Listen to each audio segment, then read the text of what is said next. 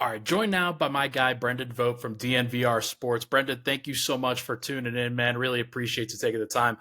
Let's talk about Denver. Let's talk about our home team, the Denver Nuggets. It's an interesting start to the season for them. Not necessarily good, not necessarily bad, but certainly not really expected.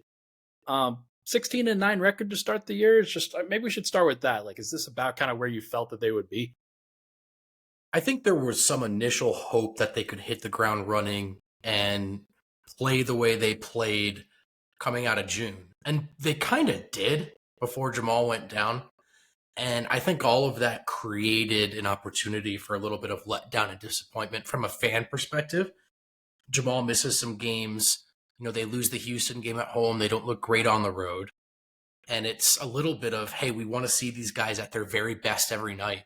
But when you really break down the schedule, the 5 and 7s they've had, the back-to-backs, the competitive road teams they've played, and of course, no Jamal, 16-9 is actually pretty good. I think it bodes well as far as, where they could go from here.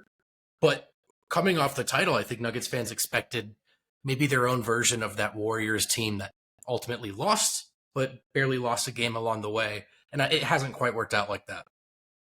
Yeah, it is interesting. We talked about this when we first chatted before the season began, and I remember the win projections that we kind of went into. And I think had they stayed healthy, had Jamal stayed healthy for this early portion of the season, then they might be even pushing past some of those win projections that we talked about. But it still feels like they are at least tethered to being a good team, not necessarily even a great team right now. They've got the 10th best net rating in the NBA according to Cleaning the Glass. 10th in offense, 12th in defense. The defense number is pretty good, at least for a Nuggets team that usually is about average in defense. But 10th in offense feels a little bit kind of like a regression. Just where do you think that's come from? Are you worried about it being only 10th?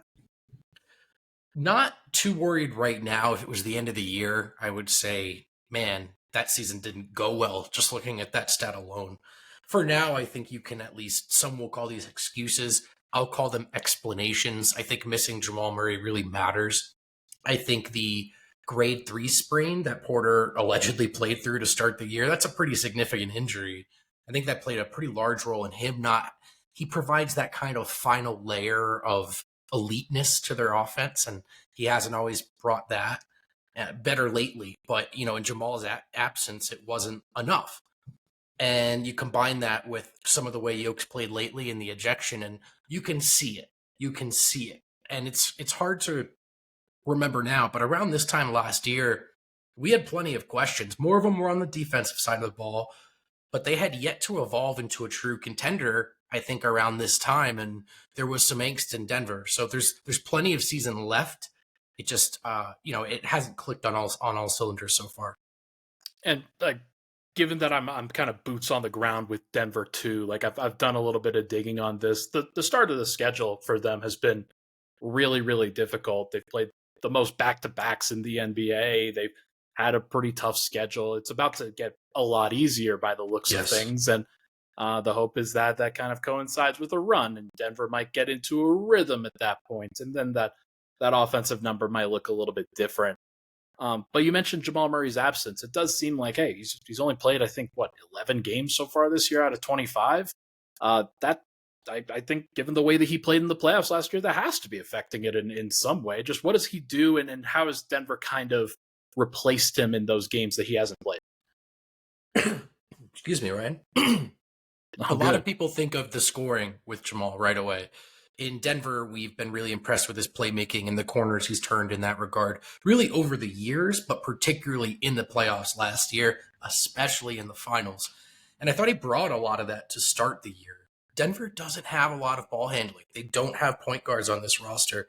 The KCP trade, which was a grand slam, you do it 100 out of 100 times, they did give up ball handling. That's what they lost in that trade. Monte and Will, guys who could run a pick and roll. They don't have a ton of it. Thank goodness for Reggie Jackson, a much maligned signing. I don't know where they'd be without him. But Murray's pop, the two-man game with Jokic, but also just generally just his playmaking threat and helping other guys find good looks is something they're really missing right now. And the rotation, the way it's affected the bench rotation as well has been well documented.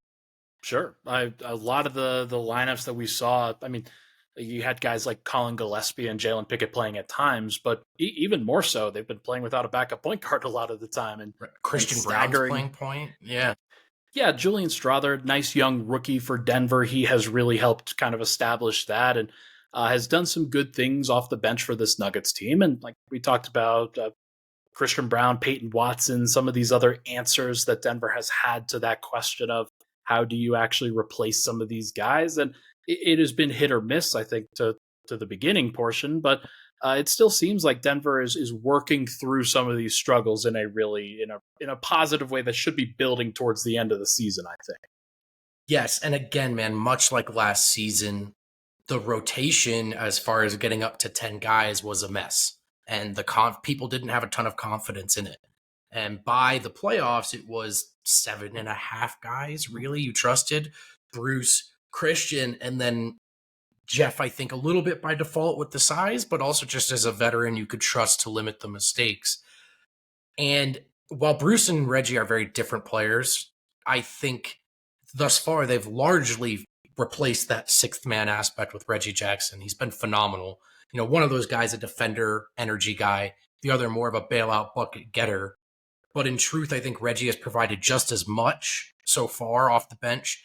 And if you had to say to yourself, is there a guy who could give, 16 to 20 points off the bench to swing a home game in the playoffs? Reggie's the obvious answer. So they'll miss Bruce, but they still have Christian. They have Reggie. It's kind of that 7.5, 8 spot. I think a lot of people were hopeful it would be Zeke Naji. That's not the case so far. But I think for the most part, as the season goes on, like this stuff will take care of itself. They'll get back to that rotation they trust. I think finding that eighth guy right now is a little hard, but other than that, they're on schedule for the most part. A couple more things here. Nikola Jokic just got ejected again. Yes. And it seems odd the way that this is kind of played out. Just obviously, I'm a little bit partisan in this conversation, and I have seen him kind of be frustrated with some of the ways that he's been reffed over the course of these years, and referees seem to not be giving him the benefit of the doubts. Well, what's going on with the Denver Nuggets and officiating lately? Is this a storyline? Is this just an early season thing? Like, it feels like it's a little bit more than that. It seems like a storyline, particularly Jokic's relationship with refereeing, which we've watched evolve over the years. And to me, there is, and I shouldn't speak for him, I'm just watching. We get to talk to him, but a lot of it, you're just putting it together from your perspective. But a lot of it is seemingly, hey, we just won. They went 16-4. I've got back-to-back MVPs and a Finals MVP. Are we really still doing this? Do I have to start falling over? Do I have to, by the way, there was a night where he fell over a couple times from three. I think it was last week. And he was getting calls, from three and from distance with his jumper. I don't want that as a fan. I don't want to see him start falling everywhere. I would like to see some of these fouls called. It's tough, though, because as much as Jokic may have a point, I think he and LeBron James are probably the least fairly refereed stars in terms of just contact not being called.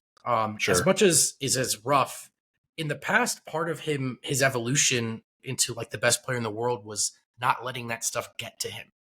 And right now, I think it's clearly a part of his focus. There are some people who believe that's totally fair, and I get that. Whether or not it's fair, it is, I think, what's going on. And it's been a weird subplot to start the year.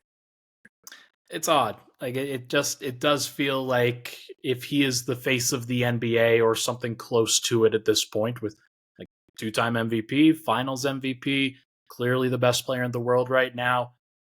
There has been a weird kind of reticence to whether it's nationally accepting that or if it's just on the court.